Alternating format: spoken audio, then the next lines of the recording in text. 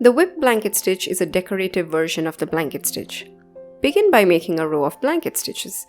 This is a beautiful stitch to work on edgings and borders.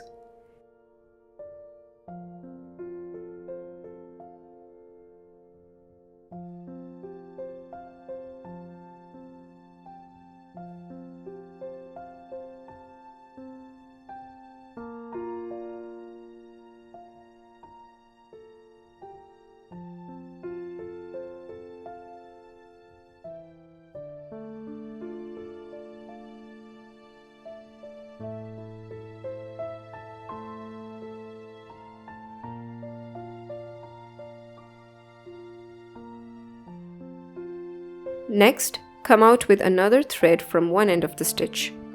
You may use a thread of a lesser weight or fewer strands than the one that you have used for a blanket stitch. Start whipping under each horizontal stitch of the blanket stitch. This creates an attractive variation. I hope you like this stitch. Let me know if you have.